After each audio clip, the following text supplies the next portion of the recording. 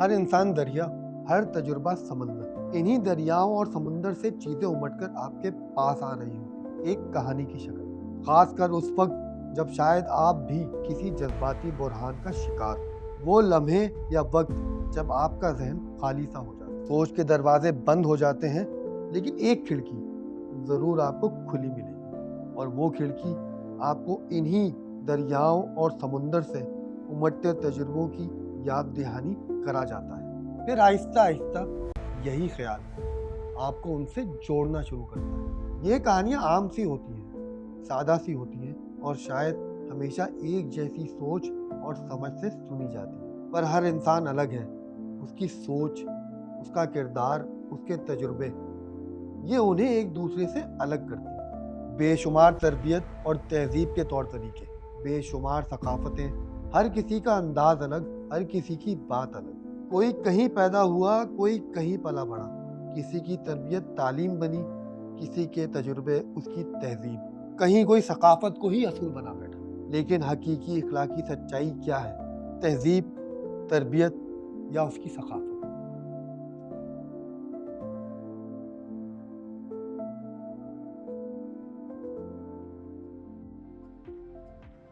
मेरा नाम विशान कमर है।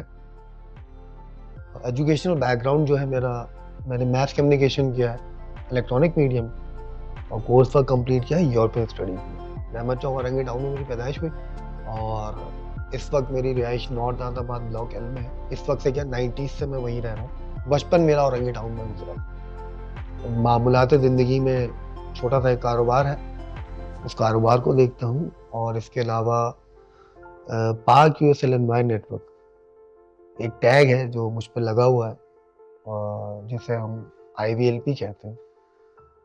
उनका मेंबर हूँ यहाँ पाकिस्तान में। अक्सर प्लेटफॉर्म पे पाकिस्तान को रिप्रेजेंट किया है मैंने जाके, USA में, कनाडा में और दीगर ममालिक में।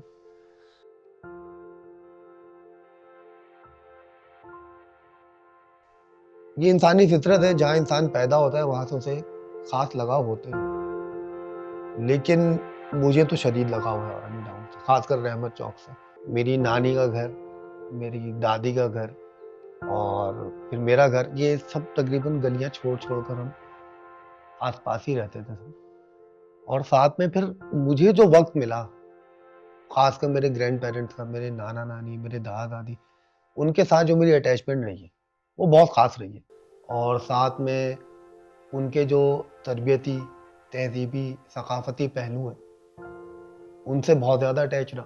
और जो उन्होंने सिखाया, जैसे कि दादा की वो लाठी जो थी, जब मैं दादा के साथ हाथ पकड़ के चलता था, और रहमत चौक की गलियां और रहमत चौक की चौरंगी जब हम घूमा करते थे, तो उस लाठी में जो तरबियत मैंने देखी, या उस लाठी से जो तरबियत मैंने सीखी, वो बड़ा अलग। मेरे ख्याल में आज की नौजवान नस्ल इस चीज़ को ना समझ पाए कि ये जो लाठी और उनके साथ हाथ पकड़ के चलना जो है, वो किस तरह की आपको फीलिंग देता है, या क्या जज्बात आपके उस वक्त होते हैं, और क्या चीज़ें आप उनसे सीख रहे होते हैं। दूसरी बात, इसी तरह नानी का वो थैला, जब मैं उनके साथ बाजार जाया करता था, और उस थैले में हम चीज़ें खरीद के लाया करते थे, और वो थैला जो वाइट सफ़ेद कलर का एक कपड़े का थैला है, जो आज के दौर में शायद आपको उस तरह नज़र ना आए, क्योंकि उस ज़माने की ये बात है। तो वो बेसिकली जो थैला था, वो मेरे लिए सिर्फ थैला नहीं था, वो मेरी सकाफत थी। कि जो उस थैले से जुड़कर जब हम किसी सब्जी फरोश के पास जा रहे हैं, या हम औरंगी टाउन की मार्केट में घूम रहे हैं, और नानी का वो जेस्चर, किस तरह वो तमाम चीज़ें वो करती थी, और ख़ासकर मेरी 4 आने 8 आने की टॉफ़ियाँ, जो मुझे उस बैग में ढूंढ के निकालना पड़ती थी घर आकर, तो वो बड़ा ज़बरदस्त किस्म का एक वो हो रहा है। और भी बहुत चीज़ें हैं, जैसे मेरी दादी का पानदान ले लें। अब वो सिर्फ पानदान, शायद लोगों को लगे कि ये कहाँ पानों की और क्या कहते हैं, तंबाकू नोशी की बातें तो शुरू कर दी, लेकिन बहरहाल ये हमारा कल्चर है, ये हमारी सकाफत थी, तो मैं बिल्कुल फ़ख्र करता हूँ इसमें। और मेरी दादी पान खाती थी, तो वो जो 4 खाने थे ना पानदान के, वो बेसिकली खाने नहीं थे सिर्फ। हर खाने में रखी हुई चीज़ की खुशबू, या उसकी जो महक, जिसे आप कहते हैं, वो एक अलग नौइयत की मोहब्बत थी उसमें। उन पानदान के उन 4 खानों से जो मोहब्बत की तरबियत मुझे मिली, वो मेरे ख्याल में जब से उसके बाद से मुझे वो महसूस नहीं हुआ। मेरे नाना थे, वो एक किताबों की दुनिया में गुम थे। वो इंग्लिश के टीचर भी थे, कराची पोर्ट ट्रस्ट स्कूल के प्रिंसिपल भी थे और इंग्लिश पढ़ाते थे वहाँ पे।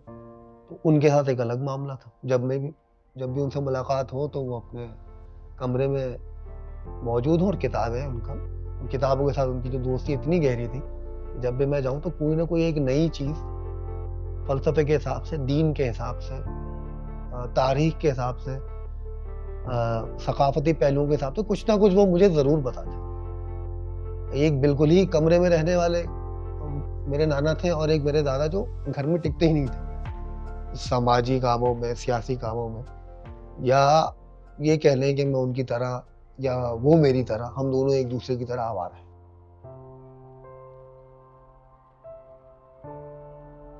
इतना रिच कल्चर है औरंगे का कि मैं आपको लफ्ज़ों में क्या एक्सप्लेन करूँगा। वहाँ के त्यौहार, वहाँ की हर चीज़, वहाँ का जोश, और साथ में वहाँ जो सबसे अच्छी बात है ना, वहाँ की सकाफत आपको अलग नहीं करती, वो लोगों को जोड़ती है। किसी भी त्यौहार में सब एक साथ जुड़े खड़े, जो कि कराची शहर से आज कल्चर जो है उस तरह का बिल्कुल ही ख़त्म सा हो गया।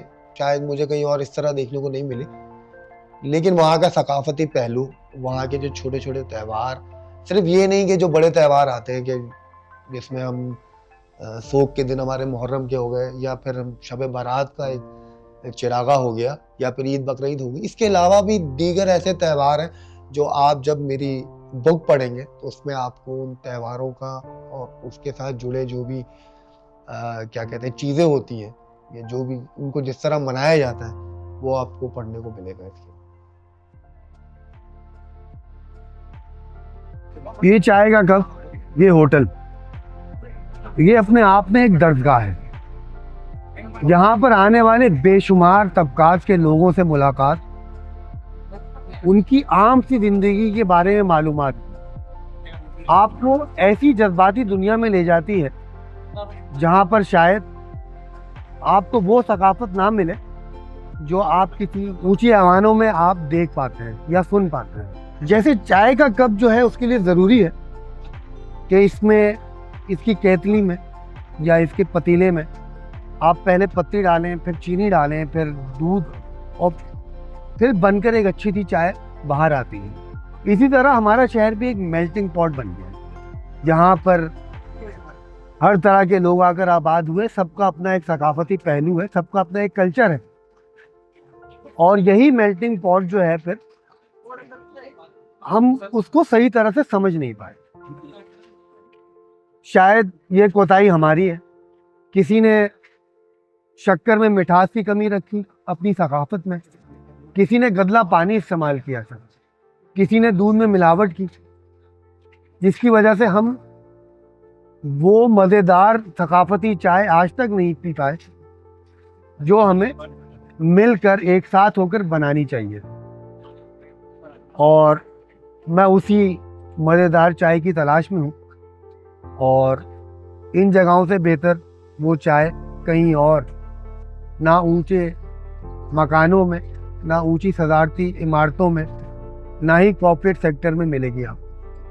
ये चाय हमें नहीं बनानी है, वो सकाफती चाय हमें मिलकर इन्हीं जगहों पर बनानी पड़ेगी और इन्हीं जगहों पे ये बन पाएगी। तो यहाँ का कराची का जो एक कल्चर है वो अब तक अनडिसाइडेड है कि मैं आपका सकाफती पहलू है उसको अपनाऊं या आप मेरा अपनाएंगे, या मैं किसी और का, मतलब जो तजुर्बात हमारे रहे, आज तक हम किसी एक पेज पर नहीं आ पाए। तो वो तलाश जो है मेरी जारी है, जो ना मुझे मगरबी सफ़र में आज तक मिली और ना यहाँ मिल पाई है। और मैंने उसी के कुछ सवाल और जवाब इस माशरे से, इस माशरे के लोगों से, इस नॉवल के थ्रू किए हैं। तो जब आप लोग ये नॉवल पढ़ेंगे तो फिर शायद मुझे मेरे सवालों का जवाब मिल जाए, या फिर आपको शायद मेरा जो है मेरी जो मंजिल है जिन पर चलकर मैं यहाँ तक पहुंचा हूँ, उसमें जो अखलाकी हकीकी सच्चाई का मतलब है, शायद वो आप लोग जानते हैं।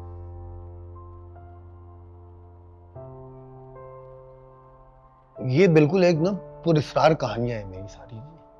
ये ऐसी कहानियां हैं कि मुझे खुद यकीन नहीं आता कि रहमत चौक से लेके जो अमेरिका तक का मेरा सफर है, और दीगर ममालिक, कनाडा भी उसमें शामिल है, और मतलब मुझे कभी कभार मैं सोचता हूँ तो मुझे यकीन नहीं आता कि रहमत चौक पे चाय के ढाबे पे, चाय की होटल और उस टूटी फूटी चौरंगी में बैठने वाला एक शख्स जो है वो यहाँ तक। और 2017 में वॉशिंगटन डीसी स्टेट डिपार्टमेंट ने मुझे पाकिस्तान को रिप्रेजेंट करने के लिए ट्रेनिंग प्रोग्राम के लिए सिलेक्ट किया था, और तो इसी बुनियाद पर जो है पहली बार मेरा यूएसए जाना हुआ था। वहाँ पे जब मैं उतरा, जहाज से लैंडिंग हुई और जब मैं बाहर निकला एयरपोर्ट से, तो ऑब्वियसली एक अलग ही दुनिया थी, अलग ही लोग थे, किसी का लिबास अलग, किसी का अंदाज अलग, लेकिन एक जो बेसिक चीज होती है ना आपके अंदर, वो कहलाती है रिस्पेक्ट। कि अगला जैसा भी है, जिस हुलिये में भी है, जिस तरह का भी है, इंसानी शराफत की जो बुनियाद है वो यही है कि आप पहली नजर में उसको रिस्पेक्ट से ही देखें, और आपने अगर उस नजर से उसको देख लिया और वो आपकी आंखें और आपके चेहरे का जेस्चर बता देता है, वो सामने वाला भी महसूस कर लेता है, और जब आपने दे दिया तो ऑटोमेटिकली आपकी कनेक्टिविटी एक शुरू हो जाती है। तो इसी कनेक्टिविटी के साथ मेरी मुलाकात बहुत सारे लोगों से हुई, जब different culture, different religion, different सोच रखने वाले लोगों से मेरी मुलाकात हुई, तो वो बड़ा अच्छा तजुर्बा रहा मेरा। आवारा द्वीप जो है वो एक चाय के होटल में बैठने वाला नाता है, जिससे कुछ चीज़ों से बहुत ज़्यादा ऑब्जेक्शन है माशरे की चीज़ों से। वो एक डेकोरम के साथ नहीं चल सकता, उसके अंदर काबिलियत है, वो सोचता है, समझता है, सब चीज़ें कर, लेकिन उससे कहीं कहीं कुछ माशरती असूल जो है वो तंग कर। इसी तरह आप दीगर प्रोफेशन में आप जाते जाए, हाँ ठीक है, एक चीज़ हमें बचपन से सिखाई जाती है कि स्कूल का यूनिफॉर्म जो है एक होगा तो सब एक जैसा महसूस करेंगे, लेकिन मगरबी दुनिया में मैंने ऐसा नहीं देखा। वहाँ पे स्कूल गोइंग बच्चा जो है वो अपने घर के ड्रेसेस में जा रहे हैं, आम से कपड़े वो घर में रोजाना पहनते हैं, वहाँ पे मैंने कोई यूनिफॉर्म नहीं देखा। और शायद यही वजह है कि उनकी जो मेंटल अप्रोच है या उनका जहन अगर थोड़ा सा और आगे है या खुद को आज़ाद समझता है, शायद इसी एक वजह हो। मैं गलत भी हो सकता हूँ, लेकिन मुझे भी ये रूल्स कुछ तंग करते हैं कि चाय के होटल में बैठने वाले एक लड़के को आप तो जज कर सकते हैं, आम की शॉप पे एक लड़का खड़ा है उसको आप जज कर सकते हैं, लेकिन अगर वो हुलिया उसने कोई चार्टर अकाउंट की डॉक्टर का ड्रेस पहना हुआ है तो आप बोलेंगे यार ये, जब भी तो आप जज ही करेंगे यार ये डॉक्टर उनकी पानी की दुकान पर खड़ा होता है, जब ये कहता है कि सिगरेट नोशी, तम्बाकू नोशी सेहत के लिए मुज़र है, और दूसरी तरफ ये हुलिया में क्यों खड़ा हुआ। यहाँ जजमेंट बहुत ज़्यादा है, तो उस जजमेंट की वजह से शायद मुझे लगता है कि मैं अगर अदीब बनूं तो इस नौयत का बनूं कि उसमें मेरा पूरा वो किरदार दिखे जो मैं हूँ। चाय के होटल में बैठना, चौरंगी, टूटी फूटी चौरंगी में बैठना, हर ढाबे के मजे लेना, और साथ में वो मैजिक होटल का भी टच।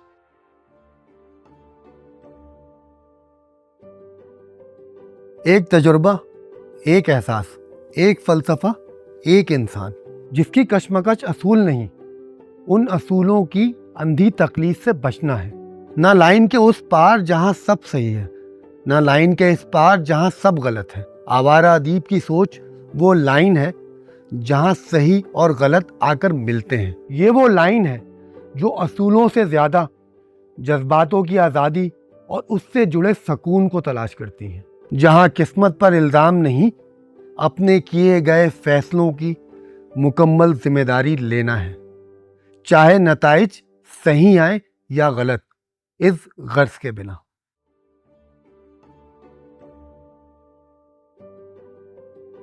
खुदा मर नहीं सकता, वो हमेशा से है और हमेशा रहेगा। लेकिन क्या ये बात हमारे अल्फाजों तक महदूद रह गई है? या इस हमारे किरदार में इसका कोई अक्स दिखता है? क्या कहीं ऐसा तो नहीं हमने दुनियावी और जिस्मानी ख्वाहिशों के लिए अपनी रूहानी, जो खुदा ने हमें रूहानी तालीमात दी हैं, उसको यकसर मुस्तरद तो नहीं कर दिया? कहीं ऐसा तो नहीं कि हम अपनी खुदगर्जी में इस कदर आगे बढ़ गए कि हमें सच्ची इखलाकी सच्चाई जो खुदा ने हमें बताई थी, उस रास्ते से हम कहीं कोसों दूर चले? ये कहानी भी इसी चौरंगी से शुरू होती है, जब यहाँ की सादगी का टकराव ऊंची दीवारों के पीछे तालीम की बड़ी दर्जगाहों से होता है, और वहाँ की तरबियत एक ऐसी तहजीब को जन्म देती है जो आज तक एक सवालिया निशान है। माजी, जैसा मैंने कहा कि ये एक नॉवेल है। इस नॉवेल में हर माशरे को, उस पहलू को मैंने डिस्कस किया है जिसका ताल्लुक इखलाकियात से, चाहे वो काम की नौइयत हो, जज्बात की नौइयत हो, और चाहे तालीम का शऊर हो, या अपनी आना की बात हो, या दूसरों की। तो ये तमाम पहलू हैं जो इसमें मैंने एक कहानी के ज़रिए लोगों को बताने की मेरी कोशिश है। इस कहानी के ज़रिए वो लोग समझ पाएँ कि हकीकी इखलाकी सच्चाई की खोज जो है, वो जहाँ मैं इस खोज में हूँ, वहाँ शायद हर कोई यहाँ बैठा है कि ये आखिरत है क्या। तब हम समझेंगे कि माशरा जो है वो इन इखलाक के बगैर खोखला है, चाहे वो ऊपर से जितना भी आपको रंग बरंगा या जीता जागता दिखे। एक तो बुक पढ़ना कितना ज़रूरी है, किताबों से लगाव कितना ज़रूरी है। तो उसके लिए मैंने इस प्रोजेक्ट को अलग तरीके से बिल्कुल किया। इसके लिए मैंने ड्रामेटिक सीन्स, जो कि मेरे ख्याल में पाकिस्तान में इससे पहले कभी नहीं हुआ। एक ट्रेलर है, जैसे कि हमारी यूथ जो है वो पसंद करती है, फिल्म का ट्रेलर आता है, हर कोई देख लेता है सोशल मीडिया पे। इसी तरह इसका एक ट्रेलर है जो बिल्कुल बुक की लॉन्चिंग से पहले आएगा, और ट्रेलर के फ़ौरन बाद जो है हमारा एक बहुत ही ज़बरदस्त सॉन्ग है जो मैंने यूथ को और इस नौजवान नस्ल को मद्देनज़र रखते हुए बनाया है। तो वो सारा सिनेमैटिक शूट है, कुछ भी ऐसा नहीं है आपको ऐसा लगेगा कि थोड़ी देर के लिए आप किसी फिल्म का हिस्सा है, लेकिन ज़ाहिरी तौर पे पूरा नॉवेल तो इसमें नहीं आपको मिलेगा। इसके उसके बिट्स एंड पार्ट्स हैं जिसमें हम आपको उसे दिखा सकें। तो इस तैयारी के साथ मैं आ रहा हूँ, और जैसे ही सोशल मीडिया पे जो है हम जल्दी तमाम चीज़ें ऑन एयर करने वाले हैं, रील्स की सूरत में, ड्रामेटिक सीन्स, ट्रेलर, और इसका इख्तिताम जो है हम एक बहुत ही खूबसूरत गाने पे करेंगे। और उसके बाद इंशाल्लाह जल्द मार्केट में हमारी किताब भी उसके बाद अवेलेबल होगी, जिसे आप ज़रूर पढ़ें। आवारा भी हूँ, अदीब भी, आप बताएं आपको किससे है वो।